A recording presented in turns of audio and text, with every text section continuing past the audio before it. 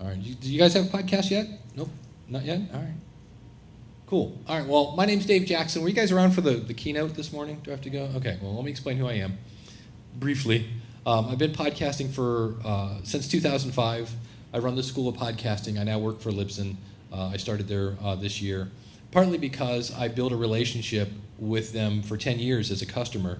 And so when my job went south, I went, I'm tired of being a corporate trainer and losing my job every 5 years because sales can't hit their quota.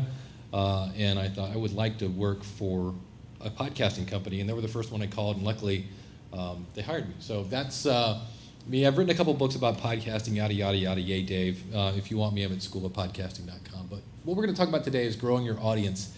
And the one thing I want to just start off with, my favorite phone call ever is a guy named Mark Gungor.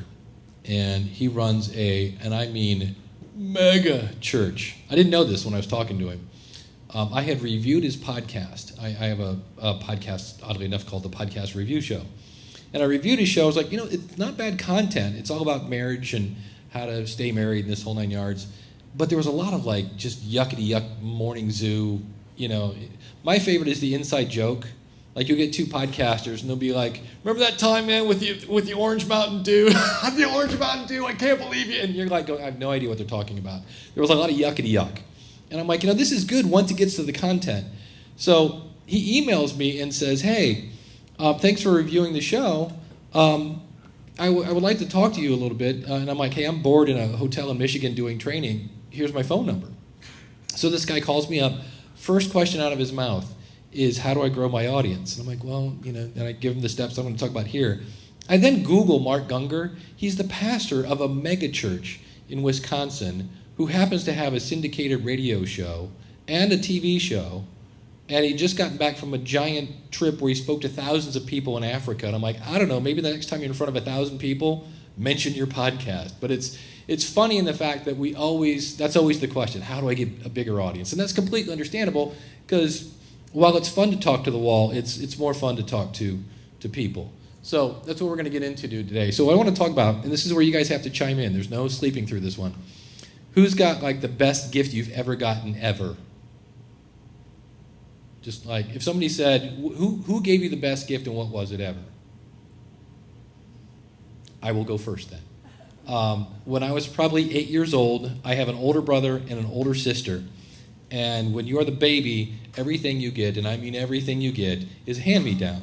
And in my case, it was bikes. And for whatever reason, my grandma was inspired to go to Kmart and buy me my very own Huffy bike. It was bright orange. It was awesome.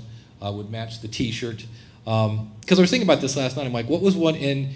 Because when I say reverse engineer this, why was that? It's a bike. I've had bikes before. What's the big deal?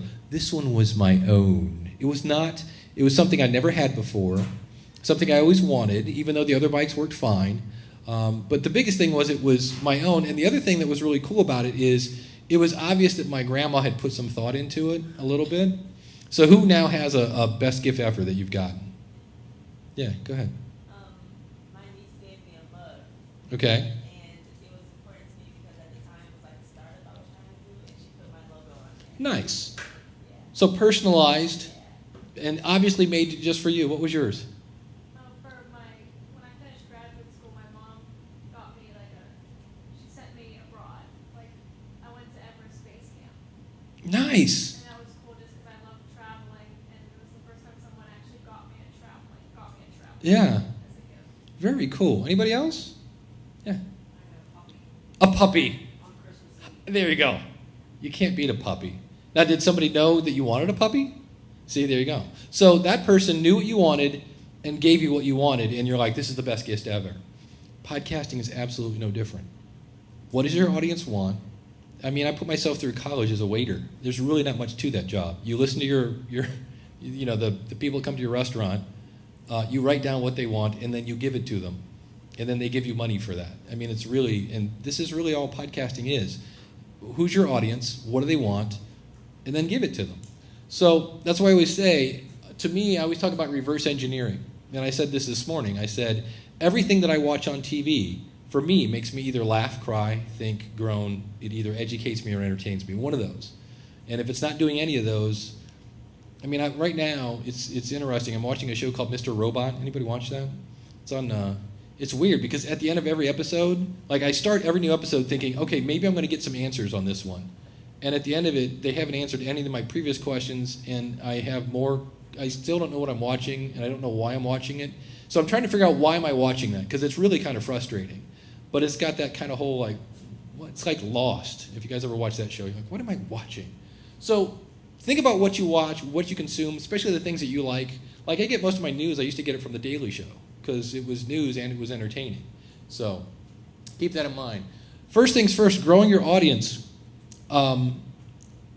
It's harder than it used to be, but if your audio is horrendous, and by that I mean it's distracting from the content. If I cannot pay attention to what you're saying because I'm just obsessed with the fact of how you say it. And what I mean by this is when they come in and they're like, welcome to the Dave Jackson Hour, but here's Dave, and it's like, hi, welcome, this is the Dave Jackson Hour. And you're like, what? So my favorite is it gets really, really quiet. So you're in the car, you're like, and you turn it up, and then they go, now let's get to our weekly segment, and it comes on at like regular volume, and your windows shatter in your car, and you're like, oh, that will get people to unsubscribe quicker than anything. There's a service called Blog Talk Radio that uses your phone, and the fun thing about a phone, and this has nothing to do really with Blog Talk Radio, it's a phone problem. Phones, this is back in the day before there was, whatever, fiber and all this other stuff. A phone could only handle so much traffic, so they cut everything that's basically below kind of a human voice out, so all the super bassy stuff is gone, and all the super trebly stuff is gone, which is why when you talk on the phone you sound like this, right? It's all mid-range. So when you do a phone call, it kind of sounds like the phone, which is okay, tolerable, because people do that every day on the radio. But it's when you then you start with audio, and then you kind of dumb it down, it just ends up being horrendous. So that's the first thing. And then the other thing is, again, it goes back to what does your audience want, and are you giving it to them?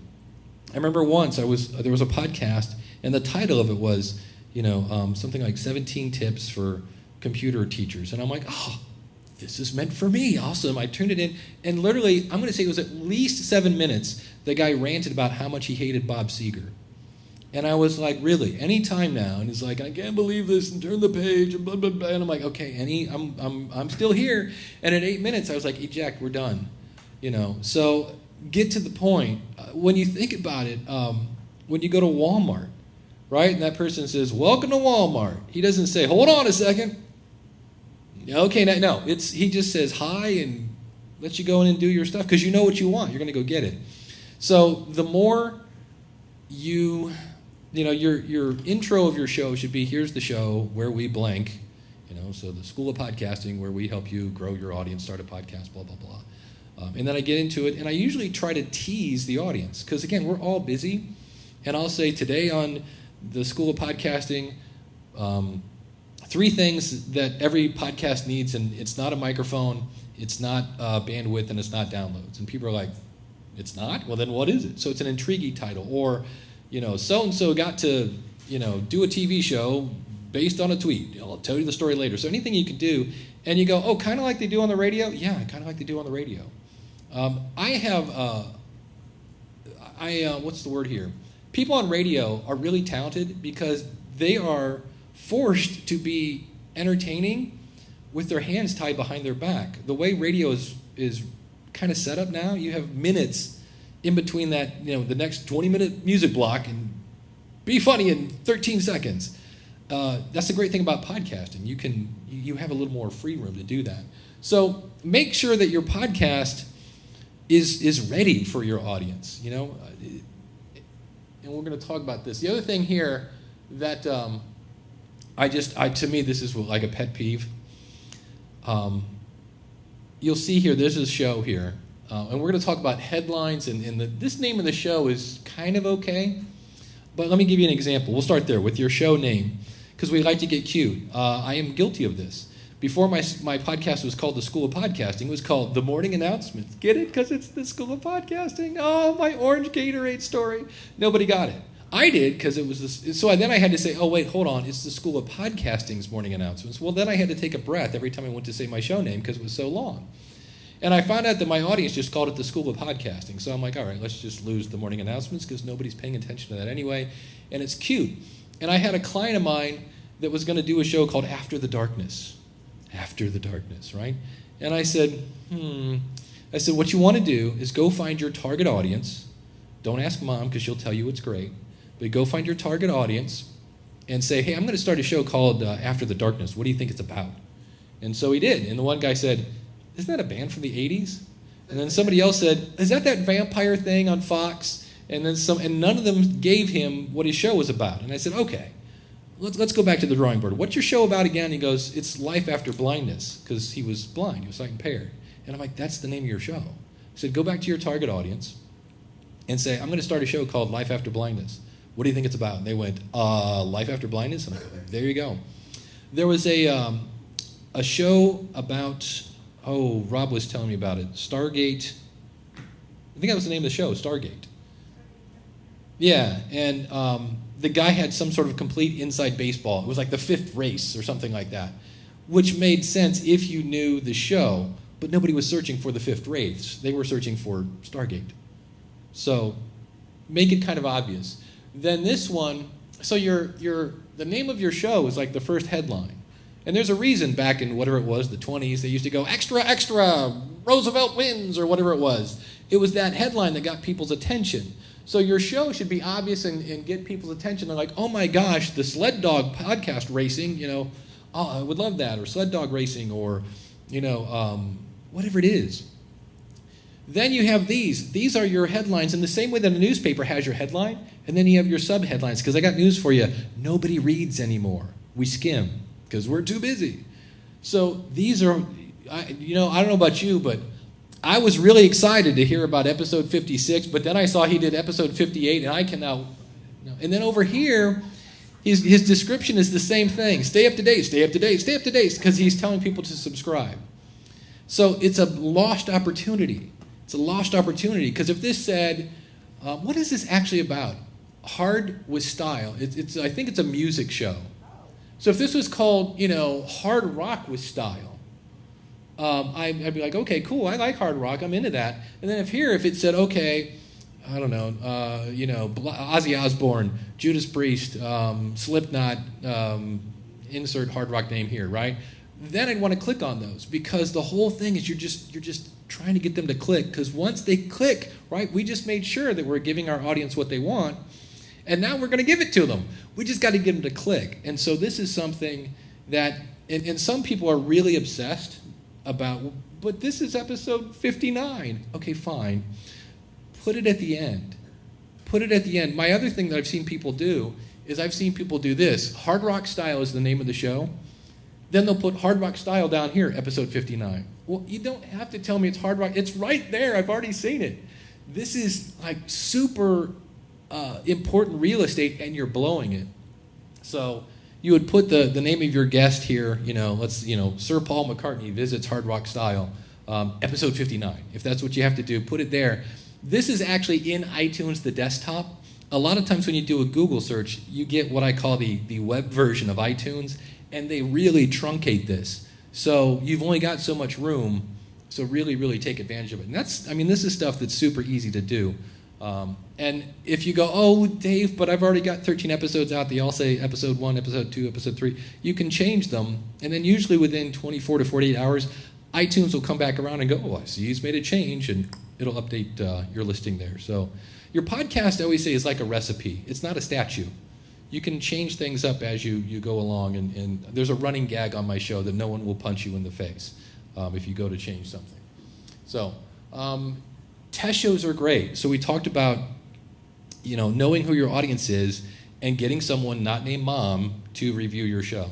So if you can find a little test group, think about products, right? When they make, I don't know, some sort of new Lunchable or something like that, are you going to tell me they don't feed that to a bunch of kids first before they spend millions on packaging and marketing and things like that?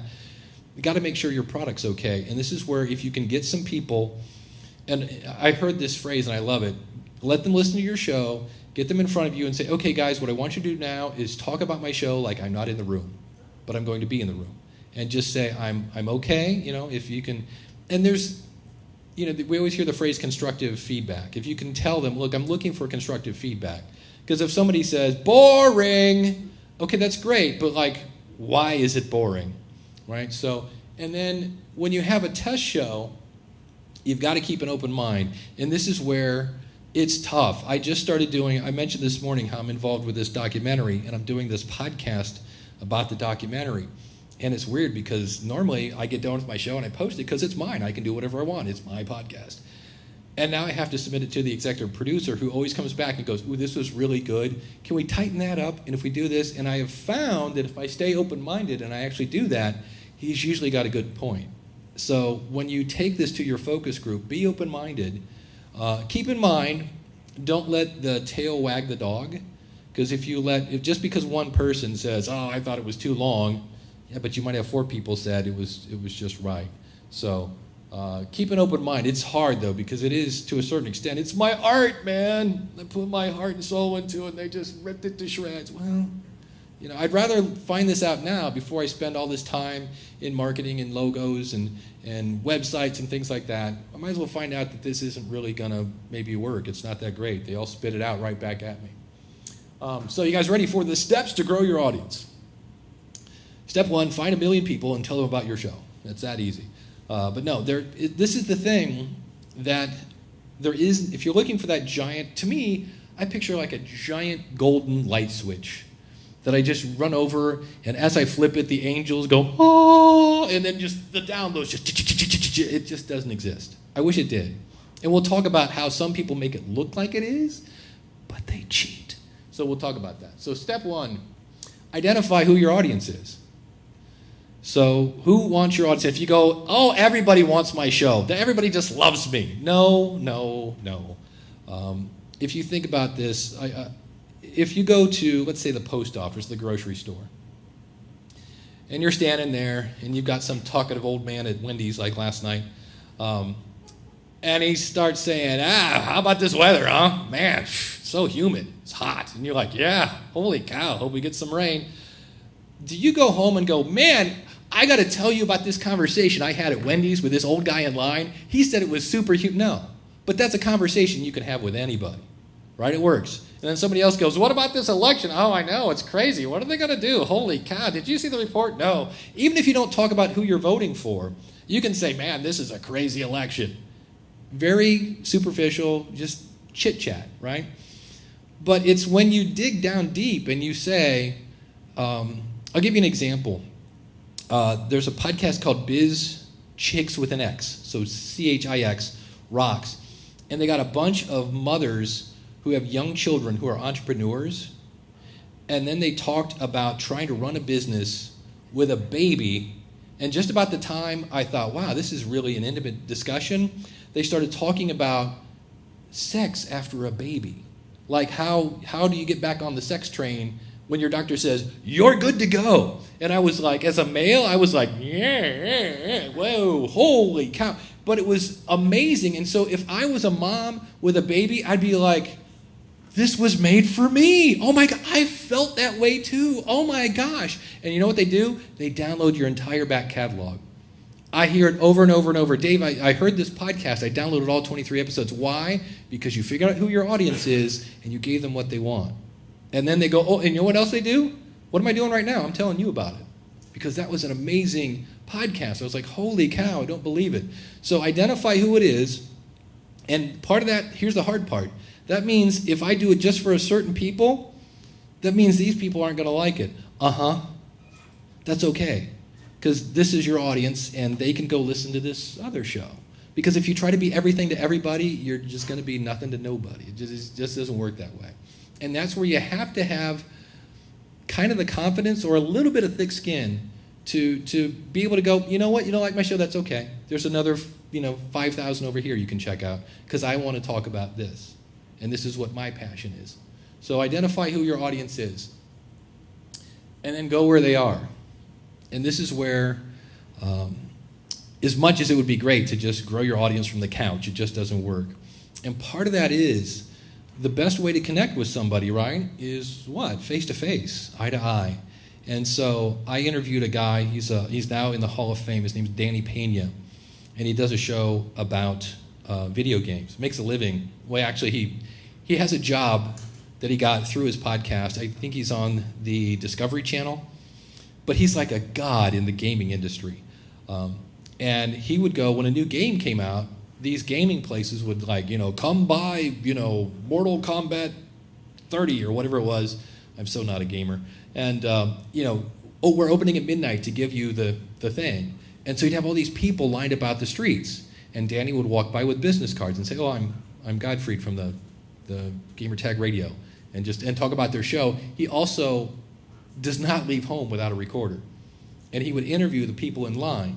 Now, here's the fun thing. We're all a little vain. We all like ourselves just a little bit. And so he'd say, yeah, if you want to hear your interview, tune into my show. And it worked. And so they tell two friends, and they told two friends, and they told two friends, et cetera, et cetera. So he went to where his audience was, made friends with them in line, and then told them about his podcast. So that's really the third step. Make friends. And this is a hard one. Oh, is it hard? I never will forget, before the days of Facebook, God, that makes me sound old, they used to have these bulletin boards. And I remember I found this bulletin board, and it was filled with ex-radio DJs. And I was like, oh, I have found, these are people that I know would love to have a podcast. They want to get back on that. I have hit gold. And I walked in and said, hey, guys, I'm so glad to be here. Go listen to my podcast. And they went, who is this spamming fool? Get him out. And I was banned instantly. You got to make friends because they don't care. They don't know who you are, and they don't care about what you say. So you have to make the relationship, and it's so hard because we want to skip this because we can see the pot of gold. Oh, my gosh, you're my target audience. I've been looking for you my entire life. They don't care. They don't know who you are yet. So you go in, you bring value to every conversation, and then when they say, I don't know, I was thinking about going with SoundCloud. I don't know, I'm not sure my media host is. And I go, oh, I actually did a whole post on this over at my website. I did it at my podcast. And they go, you have a podcast?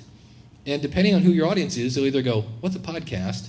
Or they'll go, where can I find it? You give them a link. So it's your value that you gave them in the conversation that leads them to wanting more. Then they find your podcast. You're like, man, that was awesome. I can't believe you reviewed all those different stuff. I downloaded your entire back catalog. And then they tell two friends, and they tell two friends, and they tell two friends. So figure out who your audience is, go to where they are, and then make friends with them. And then I've already stolen the next one. Then you tell them about your show. Now, this is not a new marketing strategy, and I don't want to get all preachy on you, but I'm just going to state facts here. If you go back to the Bible, this is how Jesus did his whole thing. He would walk to where his audience was, right? He would then find somebody, and he wouldn't walk up and go, let me tell you about my God. He's like, oh, and make friends with them. And then he'd say, well, let me tell you about, and then he'd start his whole story. So, and if you look at different marketing places, Pabst Blue Ribbon. Have you guys heard about this? They're like really big with millennials? Like the young people. No, I know that. Oh, Pabst Blue Ribbon. Yeah. And they basically just went to where they were in all these different events and made friends with them. And, because I heard this and I'm like, wait, did you say Pabst Blue Ribbon? Because to me, Pabst is the sound you make after you drink it. You're like, it's like, not a big fan. But they went to where their audience was, hung out with them, made friends, and now they're like one of the top brands of that kind of. And I was like, really? Are we Pabst Blue Ribbon? Are you sure you're right? But of course, they had to be cool, so they're PBR. Because, Americans can't handle 3 words. So if you don't believe me, look at Kentucky Fried Chicken, is KFC. Anything with 3 words, it's too much. So then you tell them about your show. And the fun part of that is we all want it to happen like tomorrow. Like, can I get 1,000 downloads by tomorrow? If you run into a room with 1,000 people and you talk really fast, and that's where I always say it's a slow burn. But the more, it's kind of like rolling a snowball.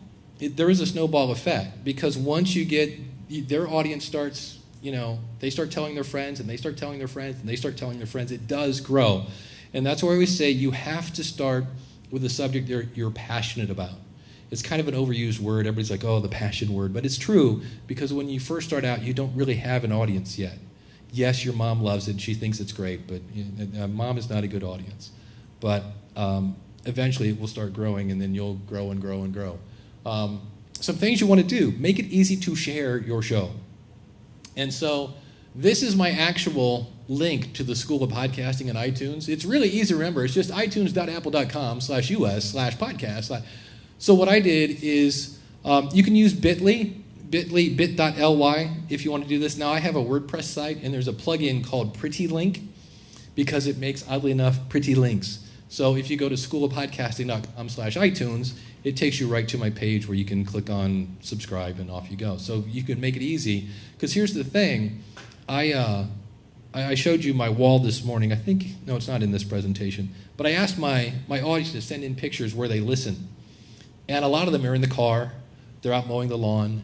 They're out wherever. They're not sitting in, I think I have like 4 or 5 that are sitting in front of a computer because they're at work. But the fun part is, if you're out mowing the lawn and you say, yeah, just go to, whatever, they're probably not going to remember. But if you can give them something a little easier to remember, and you say it over and over in every single episode, eventually they're going to remember, oh yeah, schoolofpodcasting.com/iTunes. I got it. And then they'll go back and they'll subscribe. Make friends with your competition. And this is where you're like, shut your mouth. What are you talking about? I grew up on Howard Stern. He would devour his competition and have a funeral for them. That's because Howard Stern was on at the same time as his competition. And this is a weird thing to say. It makes me sound like an egomaniac. There is no competition in podcasting. It's because there isn't any competition, because my quote competition is Daniel J. Lewis from the Audacity to Podcast. It's Ray Ortega from podcasterstudio.com. It's The Feed with Rob and Elsie. It's She Podcast with Elsie and Jessica. Why aren't these people my competition? Because they're not on the same time I am. There is no time in podcasting. It's timeless. So you can listen to me on Monday. You can listen to Elsie and Jessica on Tuesday. You can listen to Rob on Wednesday. You can listen to Daniel on Thursday. And heck, even if you run out of time during the week, it's still there. It's a time-shifted conversation.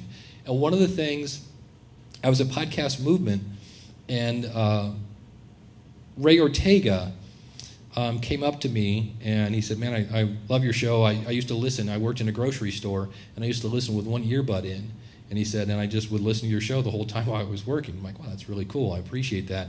And we became friends, and then later he wanted to start a show on Google Hangout. And so he got myself and my other quote competition, Daniel J. Lewis, to be co-host.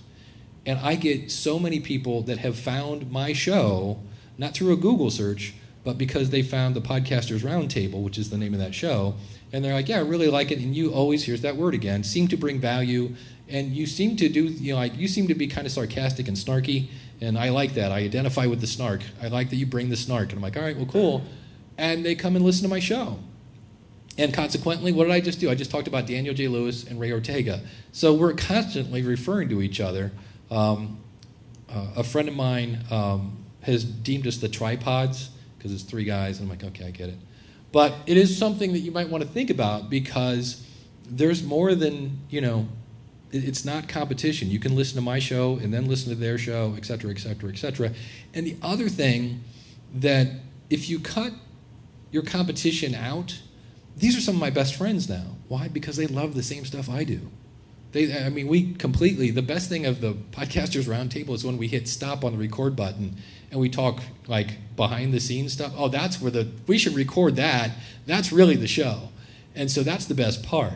So, and if I didn't do that, I would have friends that, I wouldn't have those guys as friends, and they're really, really cool. Daniel J. Lewis and I, occasionally we get on the phone.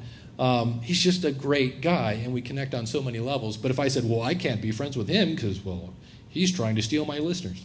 Nah. So get your family involved. This is something I didn't do for a while, and then my sister-in-law finally said, do you have any business cards? And I'm like, well, yeah. And she's like, I'm always having people, and somebody will hear something about a podcast, and I'll say, oh, my brother-in-law does this whole podcasting thing. And she goes, and then they'll ask me about it, and she's like, it would be so much better if I could just give them a business card. And so I did, and I was amazed at how many people I got as clients that came, like my sister-in-law, she'd get like a commission. because she's always referring people my way because she's a teacher. She teaches in the Akron Public Schools. So she's always running into teachers that want to start a podcast for their class, or they're going to do things like that. So you never know who your family's going to run into. So give them a tool. And the beautiful thing about a business card is they cost almost nothing. I mean, whatever, it's like a nickel or 2 cents a card. And so a lot of times, if somebody asks me for a card, I will give them 2, because birds of a feather flock together. And if you like my show, I'm pretty sure you probably know somebody else who would as well. And I know it's an extra 2 cents out the door, but you'll be amazed at how that works. My first podcast that I did was for musicians. I actually play the guitar, and you kind of have to know who your audience is, and again, you have to know where they are.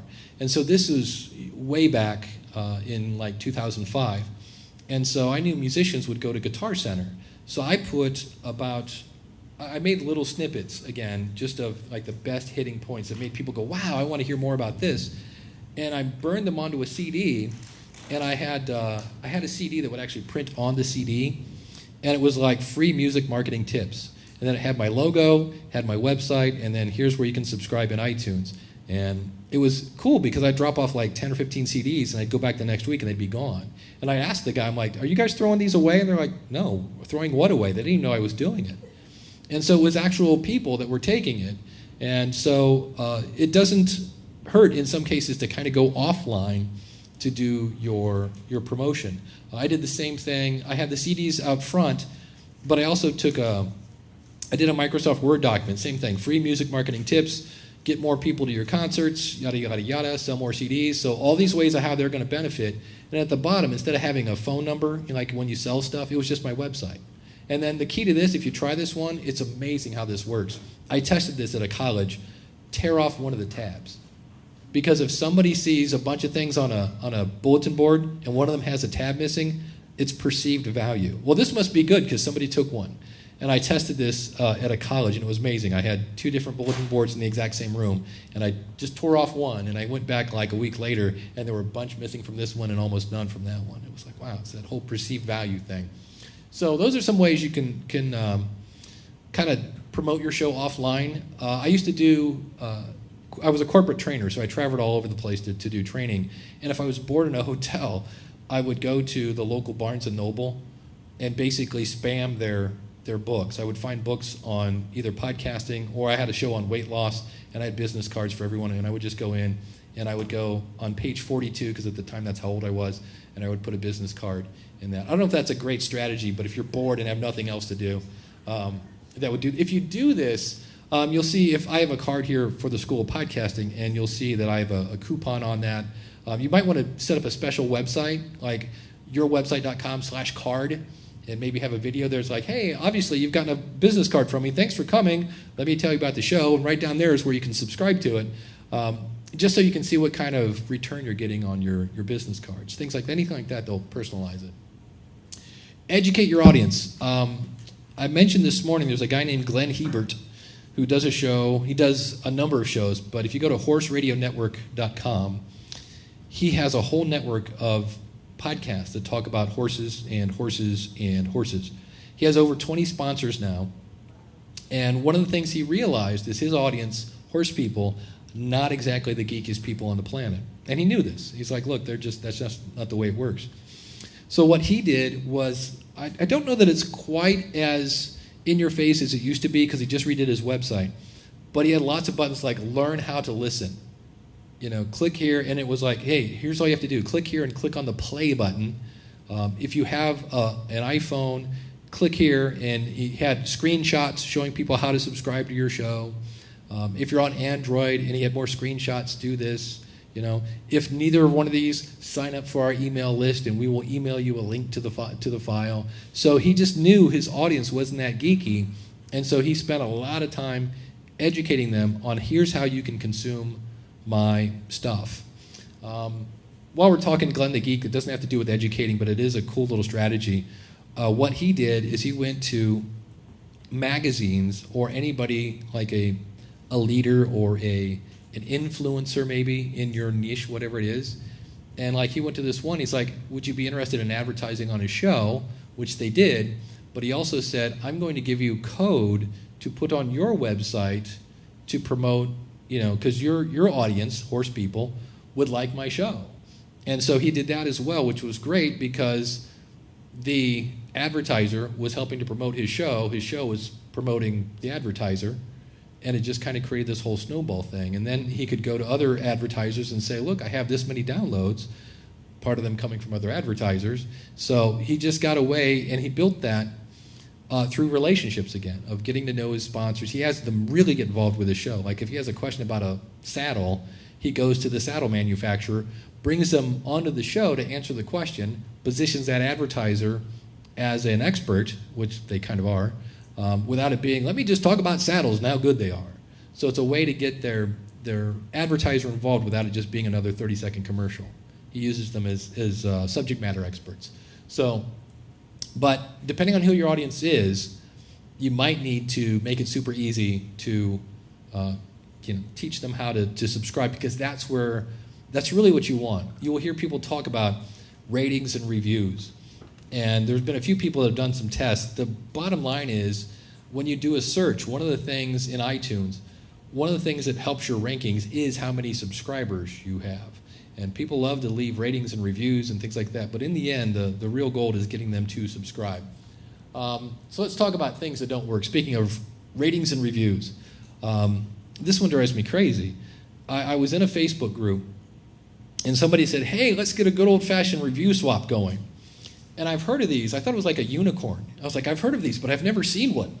And all of a sudden, right before my eyes, it was like, here's my show, here's my show, here's my show. And the whole idea is I'm going to ask complete strangers who have never listened to my show to please go give me a 5-star rating, and I'll do the same for you. So you'll see this if you go into somebody's iTunes and it's just like 5 stars, great show. That's usually like the #1 review. Great show, awesome show, because they're too busy to, they're waiting to run back and see if they reviewed them.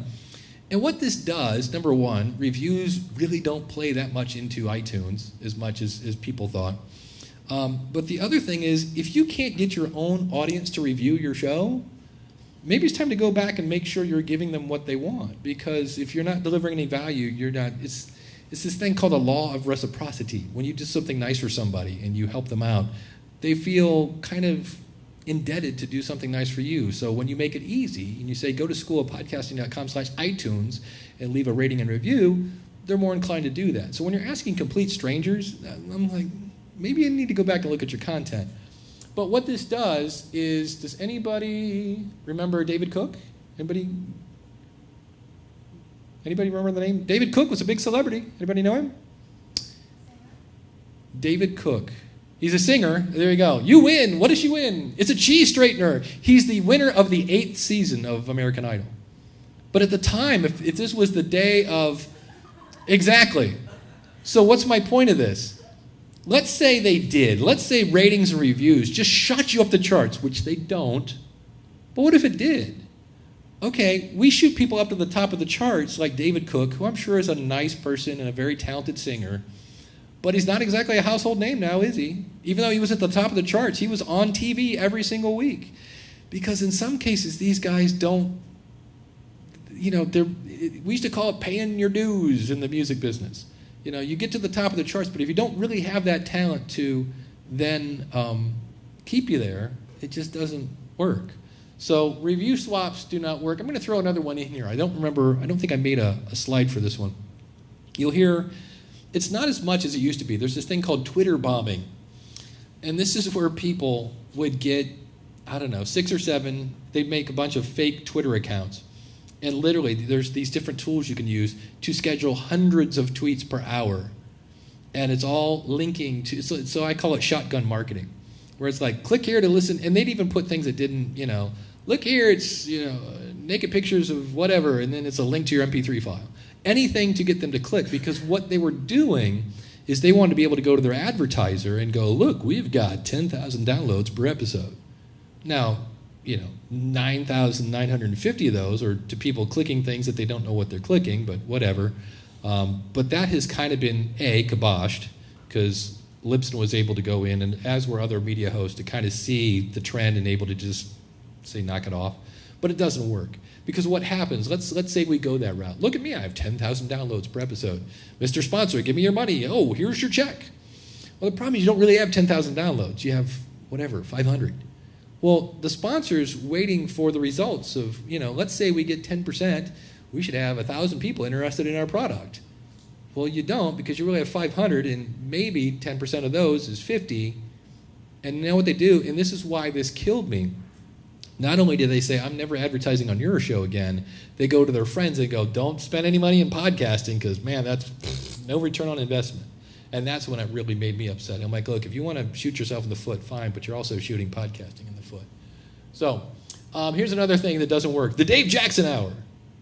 I've seen people do this. The bad news is they don't have an hour's worth of material. So there's a great quote by, there's a book called Beyond Powerful Radio, and the woman's name is Valerie Geller. One of my favorite quotes of all time says, there is no such thing as too boring. Or I'm sorry, let's back that up. There is no such thing as too long, only too boring. And I'll give you an example. I have, number one, there's a guy named Dan Carlin. His shows they're like 3-4 hours long. He breaks every rule there is in podcasting. He doesn't produce on a regular, consistent basis. His shows are like 4 hours long, and when they come out, they get hundreds of thousands of downloads in 24 hours. It's amazing. Why? Because it's content that you can't get anyplace else. It's amazing. I had a client, her name is Judy Graff. She does The Farm and Wife. And she sent me her first episode in and said, Dave, look, if you get a chance, listen to this and tell me what you think. And I listened to it, and it's all this farming stuff. Well, I'm not a farmer, so I'm kind of like, yeah, I guess it's good. You might want to get a test market of farmers to listen to that. And I said, you do know the file you sent me was 3 hours long, right? And she goes, I know. They're saying it's too short. And I was like, too short? And she goes, well, yeah, my target audience sits on a tractor for 8 hours a day. They're bored out of their gourd. And because I actually know somebody who drives it. It's kind of robotic. You basically line it up, you hit a button, and the tractor keeps itself straight. And so you ride for an acre and a half, and then you finally hit a button and do the turn, and then you put it back on. So you're bored out of your gourd. She goes, yeah, my audience is like, make it longer. So there is no such thing as too long, only too boring. So I know a lot of people, you'll hear like the average commute in America is 20 minutes. So people think they have to make a 20-minute show. That's awesome if you have 20 minutes of material. I can save you so much time right now. If you hear a podcast start off with, well, welcome to the show today. And, I've always promised that I'm going to give you a show every Thursday. I'm not really sure what I'm going to talk about today, but I'm making my promise. Tune out right now, because they're going to waste 45 minutes of your life that they've just said, I don't know what I'm going to talk about. And if you've ever I've been to Chicago, and I saw Second City. Have you ever heard about Second City? It's like one of the best improv groups ever, right? I mean, all of Saturday Night Live, a lot of them came from there. They weren't that good. Improv when it's good, it's really good, but there were a couple that was like, man, that Superman sketch was not, okay. It was okay. And when they were funny, they were really funny, but sometimes just making it up off the cuff, that's what's fun about it, is you don't know what's going to happen, but in some cases you're like, hey, we all learned that didn't work. So that whole thing doesn't work. So if you have 15 minutes worth of material, do a 15-minute podcast. It's just because this is, I've heard this before. And the other thing is, I think it's funny, if you're going to do a show called the Dave Jackson Hour, which I don't, that's a made-up name, make sure it's an hour long. Because I had somebody review the show, and it was 90 minutes long, and I'm like, I just need to state the obvious. You said it was an hour long, it was 90 minutes. It goes back to that whole editing thing we're talking about. So yeah, when you have 15 minutes of content, do not do an hour-long show.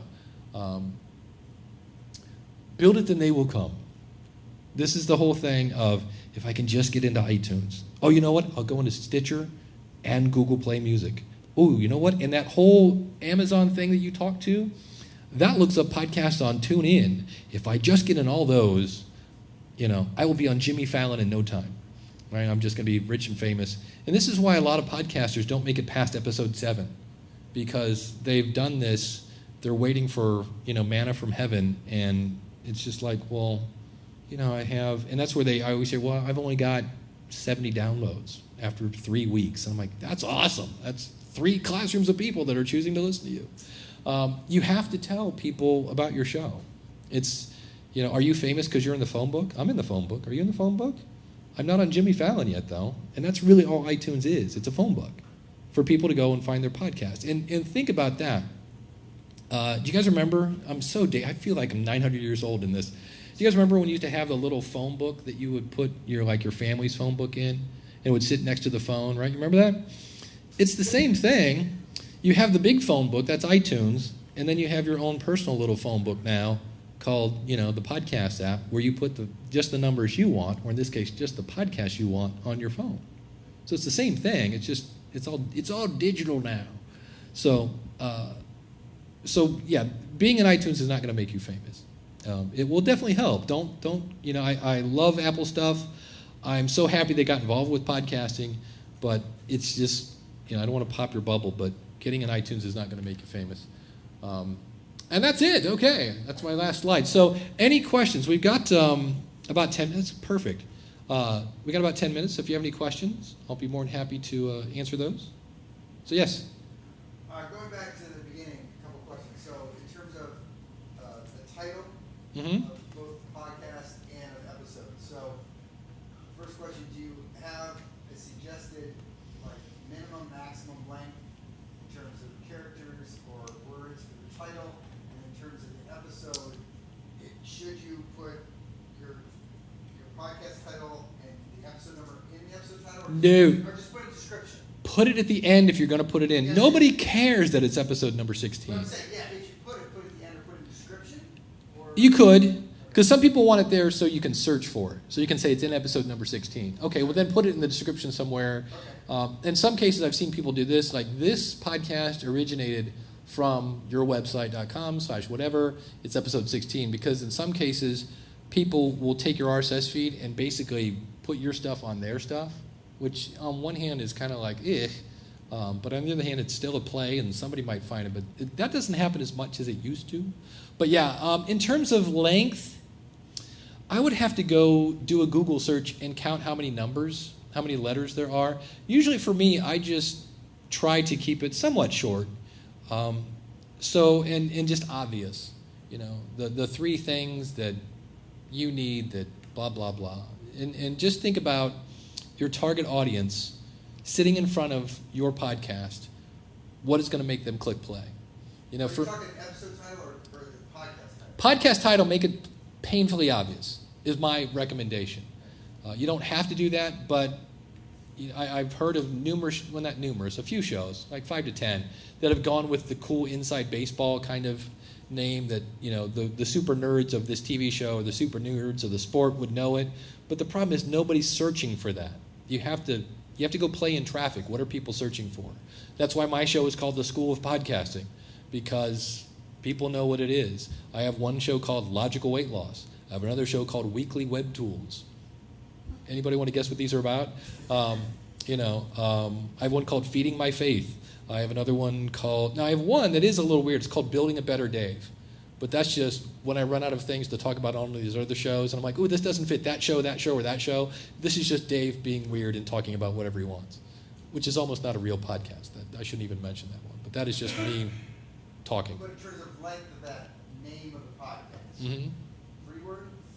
Less? As long as it needs to be, and if it needs to be, I Hate Tribbles, a Star Trek podcast, blah blah blah. Whatever it needs to be. But think of a headline. You don't want it. You don't want it to be a paragraph, but something that rolls off the tongue.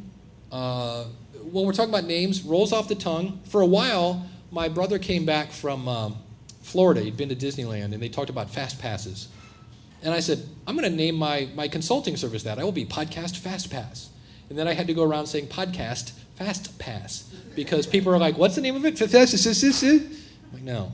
So that changed to Podcast Mechanic, which I think I still have that somewhere. So make sure it's easy to say. Make sure it's easy to spell. So when you say things like kidsexpert.com, you need to watch that, because you said kids expert, and when you look at that, it says kid sexpert. So be careful about what it looks like when you pick a name. Do a quick Google search, because I don't think it would make much sense for me to name my show I don't know, the Cleveland Plain Dealer, because I think that name's been used before. And I don't like trademark lawsuits, so things of that nature. And then and what you can do, again, get a focus group. I'm thinking of calling it, here's my 5 choices. And which one do you like, focus group? And they go, oh, no, I like this one. It seems to, go with that. And you can always change it later, by the way. Is there a too long way? If there is, I haven't found it. Probably, I would go into, and this is where you have to go into iTunes and look at a name and see if there's any that are cut off. But I would keep it shorter than simple because, again, SpaghettiOs, Pabst Blue Ribbon. It's not Pabst Blue Ribbon something, something, something, something, something beer. Because you want people to remember it. You don't want them to go, let me tell you about my favorite podcast. Supercalifragilisticexpialidocious. That's not going to work. So, all right, in the back, I saw your hand up. Yeah, I was listening to a podcast. In that interview, it referred to another podcast. Mm-hmm. So it said, you can hear my interview on the Unstoppable podcast. So I go on my podcast addict, which is my player, Mm-hmm. and there were 4 different Unstoppable podcasts. They were all called Unstoppable. Wow. With different people. So I didn't know where that interview was. One was like 7 years ago. Was the Nice. last time it was.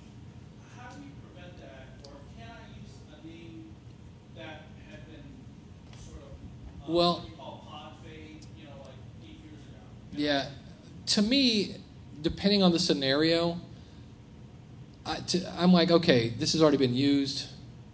There's got to be another way to describe my show. Like, are you going to tell me that's the only word that was available? Like, if somebody says, I'm going to call my show the School of Podcasting, you'll get an email from me going, okay, this is me being nice. This is used. It's trademarked. Take it down, or I'm going to go find some legal people, and things are going to get expensive real quick. But those podcasts have faded. In other words, Yeah, you could, and then you might want to contact those people, even though they faded, to say, hey, I'm thinking of starting a new show, because they might have some sort of legal tie to that name. Obviously not, if they do, they're not enforcing it, which is part of the problem. But I know there are a bunch of, here's another tip. Adding the word on fire to your name will not get you 10,000 downloads. There's a guy named John Lee Dumas. He's the Energizer Bunny of podcasting, makes millions of dollars a year. Really nice guy. And everybody thought, if I just do a daily show and call it Librarians on Fire or whatever, I will make $1 million. I'm just going to follow his recipe. And I would say, if it was that easy, just following a recipe, I'm going to grow my hair, put on some suits, get 4 guys. We're going to call ourselves the Meatles, right? And I'm sure we'll just get claimed. It doesn't.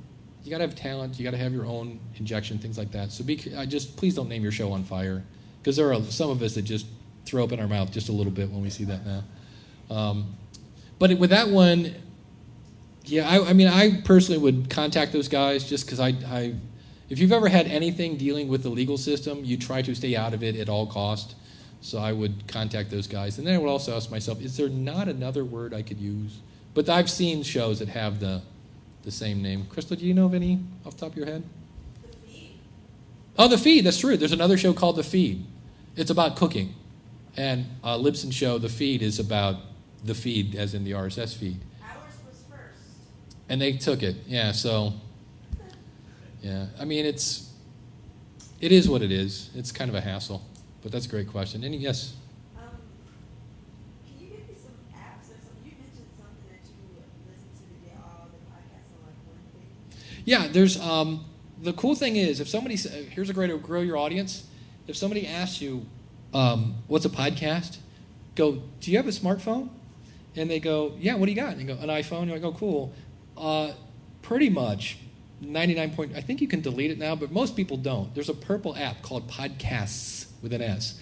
And you go, oh, let me show you here. So you go, podcasts are a little bit like internet radio shows, except you can listen to them whenever you want. You don't have to turn it on at 3. And what's your favorite, what's your hobby? And you go, oh, I don't know, and then you go, do you have a signal here? Do you have a signal? No, you don't have a signal here. I don't have a signal here, but anyway. And then I would look up whatever, oh, you like NASCAR? Cool, NASCAR podcast, search. And and you can just subscribe to this like that. And then you go, and my show is so-and-so. And then you put your show in and subscribe to it. But yeah, the podcast app, I use one. It's He used Pocket Cast. That's a really popular one. There is What is it? Pocket Casts. On iOS, I use one called Overcast, which is kind of handy. It's a lot like Pocket Cast, where you can, I can listen on my phone, I can listen on my iPod, I can listen on their website, and it just picks up where I left off, which is kind of cool. There's Stitcher, there's a bunch. The podcast app from Apple is probably the most popular one, but there are more and more coming out every day. Yes. That's actually a perfect lead. Like, is there a saturation point for how many players? You know, I get an email. Oh, you guys should be on this. I listen to my pocket.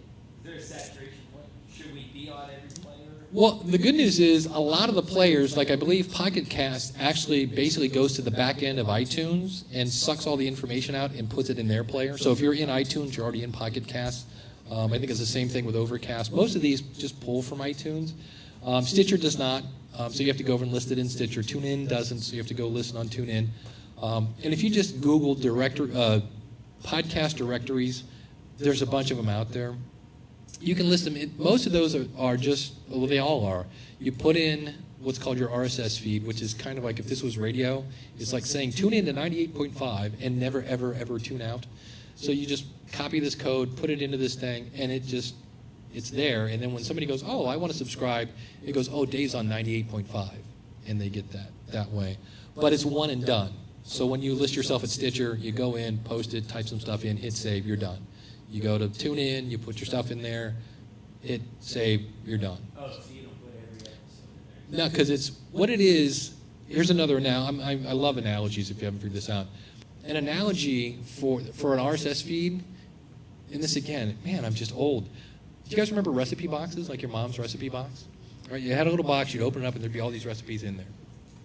When you submit your show to a directory, they are looking at the location of your recipe box. And when people then open your recipe box, there are all your episodes. So you just say, here's my recipe box, and then every time you put a new recipe in that box, it shows up over there because that thing's looking at your recipe box. So it's one and done. Will it, like, you have that link on somebody's webpage saying Mhm. this is my link to my podcast. Mm-hmm. Sometimes it takes me to iTunes. Like, I don't have iTunes on my phone. Right. So I don't like, can it just take me to my player? Well, Like, how does it, outside of taking me to iTunes, right. how can I listen to that podcast if it's not my player? Bless you, my son. This is a great question. A great way to grow your downloads is to make it easy, because again, some people don't. I don't use iTunes. Make sure when you go to your website, you have a big button that says play somewhere that they don't have to search for or click through, because again, people don't read. So if you can go to website, click play is kind of the goal. And if somebody isn't doing that, shame on them. But that happens a lot, unfortunately. And some WordPress themes make you have to click read more till you see the play button, things like that. But if you can make it go to website, click play, because I have a website where it's one of those themes where if I wanted to go in, I could configure the code, but it's one where you'd have to say read more. Well, I configured a player to be on the sidebar. So you go to a website and click play over here and at least gets them going that way. So, any other questions? Yeah. You mentioned Pretty URL. Pretty Link is a WordPress, is a free plugin. They also have a premium version that allows you to make things like schoolofpodcasting.com/iTunes, yourwebsite.com/, like I have one, there's a website called Patreon where people, if they want, can basically pledge to give you money every month because, doggone it, you deliver value. And so I have a show that I do every Saturday called Ask the Podcast Coach. And so my pretty link is askthepodcastcoach.com/awesome. Because if you want to be an awesome supporter, just go to askthepodcastcoach.com/awesome and sign up today. And then I give them extra content and bonus stuff and things like that. So that's just basically what that link does. And you can do things like Bitly. Bitly is fine, but to me, if I have it tied into my website, whatever it may be, it's another chance for me to say my website name, which just starts to, beat it into their head, schoolofpodcasting.com. So that's why I use that one. So the plugin just adds a backslash and whatever Yeah, word you want. you give it the really ugly link, and then you give it a word that's going to be the yourwebsite.com / and then whatever you put there is going to be the link. You can hand that Yeah. So like my last episode was episode number 526. So if you go to schoolofpodcasting.com/526, that's my episode. But you created that With Pretty Link. with Pretty Link. Yeah, so I took my ugly link and then put it in there and said make it 526. So I still have the old link, which has keywords in it, which I want for Google Juice, but I have another link that points to the not ugly, the longer link that nobody would ever remember. Absolutely. Thank you. Yeah, yes. We kind of briefly touched on this, but I was wondering, like, is there like a certain number of episodes you need to start a podcast? Like, some people say you need 5 episodes, or could you just start with 1 and publish it? You can start with 1. I have somebody who went very high, again, not that it's a big deal, but they went very high into New and Noteworthy with 1. Why? Because they had a pre-made email list, and they sent them to a page with instructions on how to subscribe. And she just went right up the charts. The theory is that some of the things that make you rank up high in iTunes is the total number of downloads. So if somebody likes your show, they hear that first episode, if you give them more to listen to, they might go back and do that. They also might not. And so here's my thing. iTunes will always have your last episode at the top. It's just the way it works. So let's say I put it out with 3 episodes. Okay, great. And you listen to episode number 3, and you're like, okay, I'll have to wait till the next show. You don't say, hey, download all of these. Well, that means I put a lot of effort into episode 1 and 2 that's just going, Now, I am surprised how many people do go back and listen to the previous episodes. So, Crystal, do you have an opinion on this? I just always tell people you don't need 15 and 13 and 25. I get the concept, but I've also seen people get right to the top with 1. You have to have 1, yeah. To submit. As he was saying, one of the big reasons people will say you need more than that is because somehow magically, if you have 5 episodes, 8 episodes, whatever, and you submit to iTunes, so it's going to guarantee that you're going to be in New and Noteworthy the second you get in there. And that's simply not true. The myth of that one is when people subscribe to your podcast, it does not automatically download your entire back catalog. It downloads the last episode. And then they have to go in and say, get. If they're on the desktop version of iTunes, you can right-click and say, get all, and it downloads them all. That's awesome. The bad news is 70% of people now are using their phone, not the desktop version of iTunes. So. Because, like, I'm going to make a podcast off of an established website, Mhm. so I could, potentially put out 1 episode because I already have a place to market to. Nice. Does that make sense? Yeah. Okay. Yeah, the thing I hate to see is people will spend months agonizing over creating the perfect lunch. And it just, it's a Lipson competitor, super nice guy. His name's Rob Greenlee. He started a show called Spreaker Live, and I love it now because if you listen, he's on about episode 30, and this is a guy that's been doing this for really longer than 10 years because he did like internet radio before that. And you can hear him go through kind of his, almost like thinking out loud of how he started one way with his podcast, and then he started doing guests, and then he did this, and now he has a co-host, and he's kind of really found his voice now about episode 30. And not that episode 1 through 29 were bad. They're actually really good, but sometimes you just don't know until you start getting that feedback. And so if you put out a bunch all at once, and then somebody goes, oh, it's too short, and you're like, oh, I have 15 episodes that are 12 minutes long, now what do you do? So, but technically we're late. I know there's another session. If you want to go to that, that's fine. If you guys have more questions, I'll be more happy to answer them, but don't, if you want to, I know there's another, I think there's another 2 sessions going on, but if you'd rather sit here and ask questions for me, I will answer them. If you want to leave, I'm not offended. Yeah. In terms of finding your audience and finding your niche, Mm-hmm. I suppose you don't want to be too wide, but you don't want to be so niche that there's not enough audience there. Or you give recommendations. Why are you getting into podcasting? That's the big question. If you can't answer that question, by the way, don't start. Because if you can't answer why, you'll never, ever make it through the how. And it might be, for me, I started the Logic Weight Loss podcast because I wanted to document my weight loss. I didn't also think it was going to document my weight gain and my weight loss and my weight gain and my weight loss, but it did. But the funny thing is, I've inspired people to lose weight through my failure, which is really bizarre. Because I had people, I love this show, this guy's just like me, I'm down 30 pounds. Because I gained weight, okay, fine. I mean, now I'm down 30 pounds, I'm happy with that. But I didn't start that show to make money. I didn't start that to sell stuff. I just did that because I'm like, if I talk about this publicly, I'll stay away from the Cheetos. And it didn't work. So that's why I started that show. I started the School of Podcasting because it didn't work. Yeah. Well, it did. I stay away from the Cheetos and the Mountain Dew. I finally kicked a really bad Mountain Dew habit. I started the School of Podcasting because it scratches every itch I have. I get to be creative, I get to be kind of geeky, and I get to help people. That's when I found podcasting. I'm like, this is it. This is what I was called to do.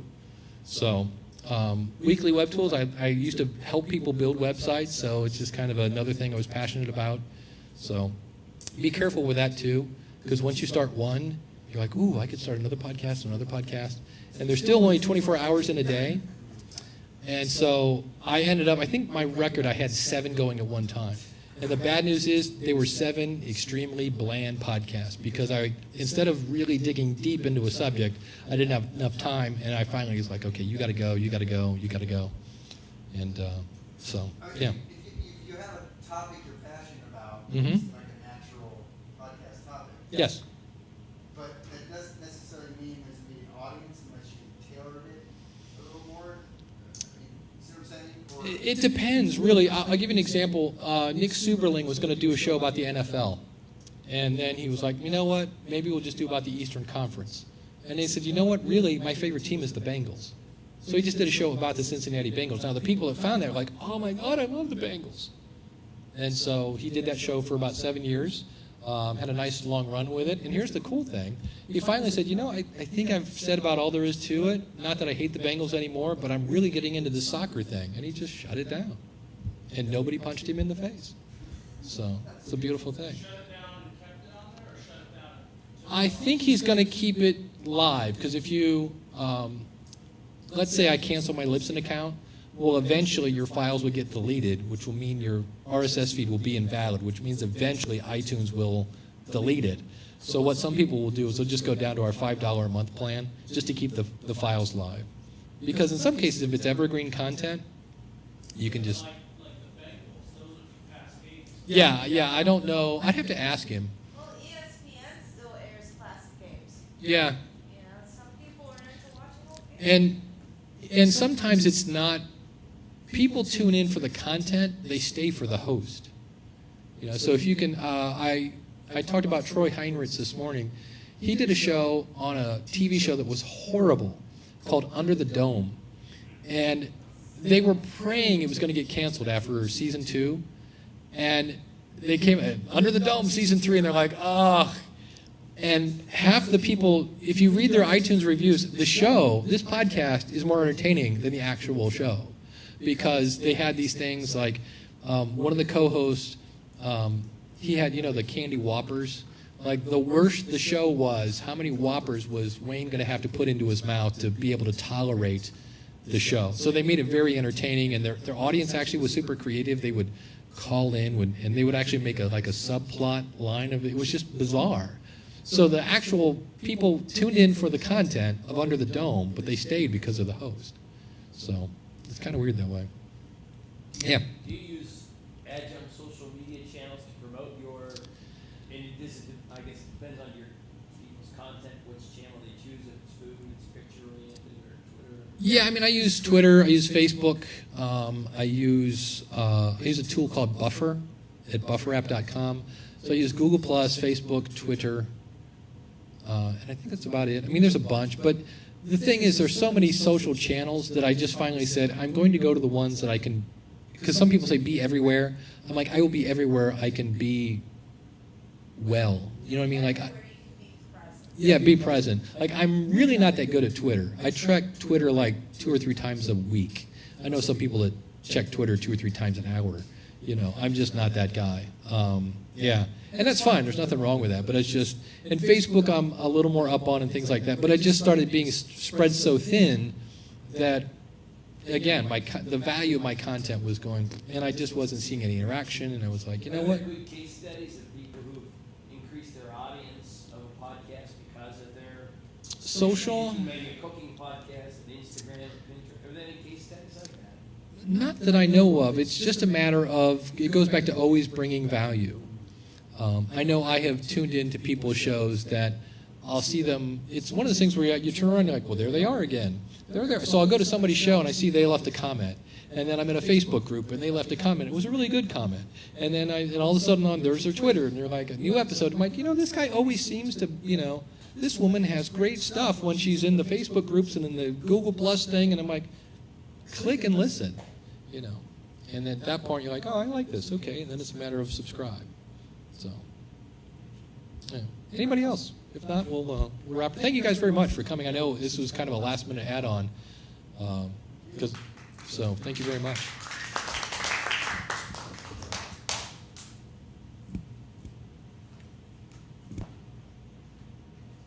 And this is just day one. We got another day for this. Dave, did you have an email or a blog or something before you started podcasting? Or did you use podcasting to develop your You're not done. I had a newsletter. So if we go, this is back in the day. I used to use Front Page, Microsoft Front Page to build websites, and I built up this newsletter for musicians, and it was all about how to get more fans, more gigs, and more music sales.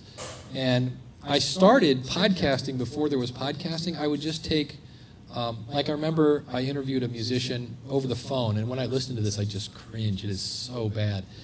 But there were these little, I forget the name of some little flash app that I could upload the audio file and just have a little play button there. And just that is when I started to see just having tone of voice instead of having to put things in italics or bold or underline to stress stuff was just a cooler way to do that. And I had people that started to send a little more feedback from just, hey, I'm liking this button on the website thing. I can just click on this now and I'll listen to it at work instead of having to read the whole thing. So yeah, it was about 2,000 people on the email list, and when I finally turned it into a podcast was when I got the feedback from the guy from Germany, and I was just content, really good content. And how that started was I was going to write a book.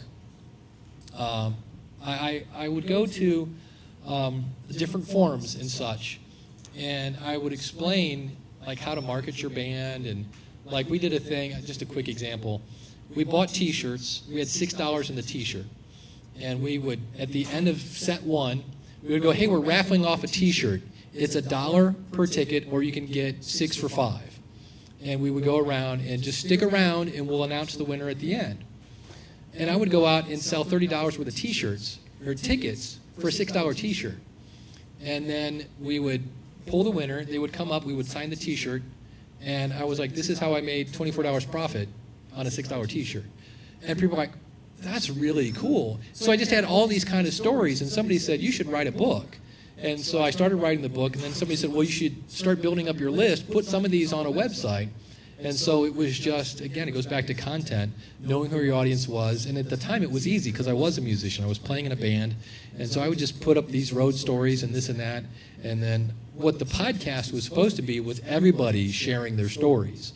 And musicians don't play that way because if I give you my story, then you'll be better than I am. You didn't have that collab. As much as we all collaborate on music, they're not really big on sharing their stories, or our churches, for the record. I used to have a show called Grow Your Church Show, and I was amazed at how many people would not share, this is how we're growing our church. I'm like, really? Because aren't we all on the same team? It's kind of weird. But yeah, that's how I grew the list, was just, I had a website back before there were even blogs, build in Front Page, and here's the latest newsletter, sign up to get more, and then eventually that just led to the podcast.